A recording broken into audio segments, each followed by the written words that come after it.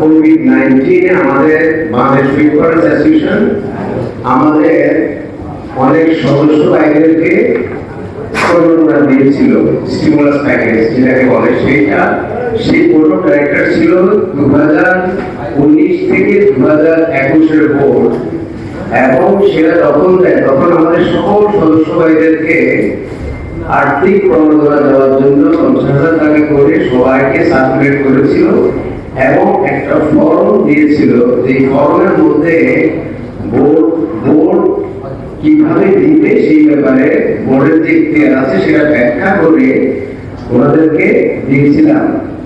তো যেহেতু তখন সরকার কর্তৃক সকল প্রকার সভা সমিতি নিষিদ্ধ ছিল, সেই জন্য আমরা তখন কোনো সাধারণ সভা আয়োজন করতে পারিনি, এবং আমাদের ইমেইলের মাধ্যম ছাড়া আমাদের সকল সদস্যদের সাথে যোগাযোগ করার আর কোনো মাধ্যম ছিল না।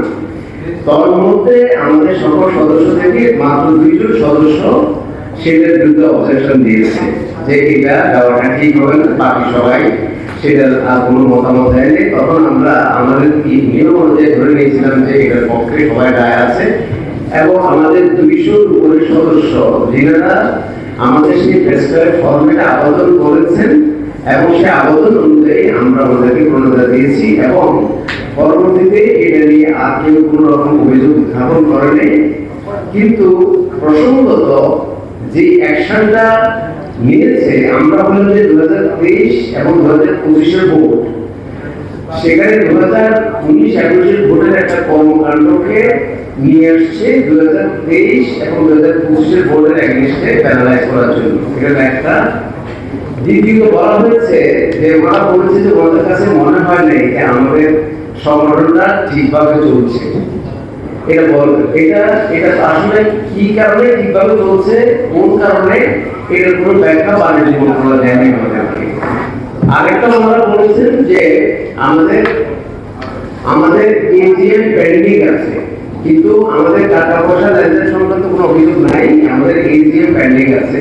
প্রসঙ্গত আমরা যখন প্যান্ডামিকের সময় আমাদের এজিএম যেটা পেন্ডিং ছিল, সেটার জন্য আমরা হাইকোর্টে রিট করেছিলাম সেই এজিএমটাকে রেট্রোস্পেক্টিভ ভাবে অনুমোদন দেওয়ার জন্য, বিকজ আমরা প্রধানমন্ত্রী দপ্তরের অনুমোদন ক্রমে আমরা অনলাইনে করেছিলাম। তো আমরা যখন অনুমোদনের জন্য যাই মাননীয় আদালতে, তখন সেখানে আমাদের একজন সদস্য সেখানে পক্ষভুক্ত হয়ে আমাদের এই অনুমোদনের বিরুদ্ধে উনি চ্যালেঞ্জ করেন।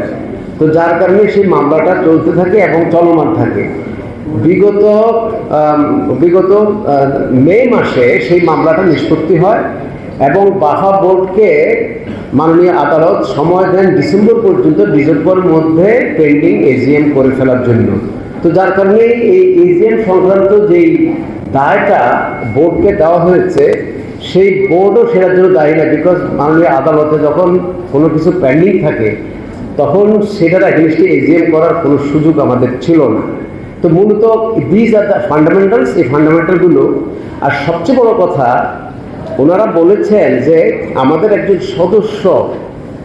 একজন সদস্য নাম ওনারা উল্লেখ করে আমাদেরকে কারণ দর্শানোর নোটিশ দিয়েছেন।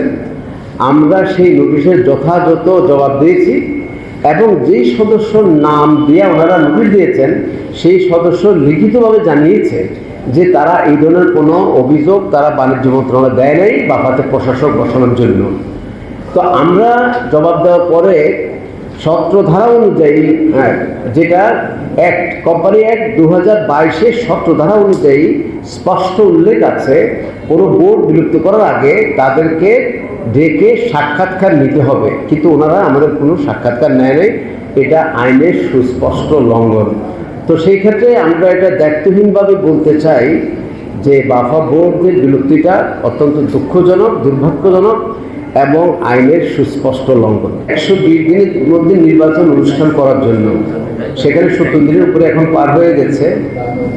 তো এখন পর্যন্ত নির্বাচনের যৌক্তিক কোনো কর্মকাণ্ড আমরা লক্ষ্য করিনি, কিন্তু অনেক আগে একটা নির্বাচনী বোর্ড গঠন করেছে বাণিজ্য মন্ত্রণালয়, এবং নিয়ম হলো সেই বোর্ড গঠন করার 1 মাসের মধ্যে তখন তারা একটা নির্বাচনী শিডিউল তফসিল ঘোষণা করা।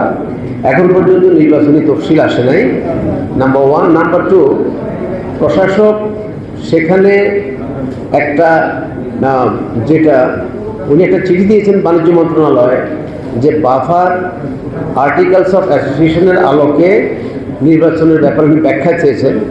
এটা আসলে প্রয়োজন ছিল না, বিকজ বাফার যে আর্টিকেল সংঘস্মারকে যে নির্বাচনী প্রক্রিয়াটা বলা আছে এটা একবারে সুস্পষ্ট, উইদাউট এনি অ্যাম্বিগুয়াস। এখানে কোনো অ্যাম্বিগুইটি নেই, কোনো ক্লারিটির প্রয়োজন নেই, একদম সোজা রাস্তা আছে সেখানে নির্বাচন উপস্থাপন করা, অনুষ্ঠিত করা। তো আমরা মনে করছি এই ধরনের একটা চিঠি দেওয়া হলো নির্বাচনকে বিলম্বিত করার একটা অপচেষ্টা।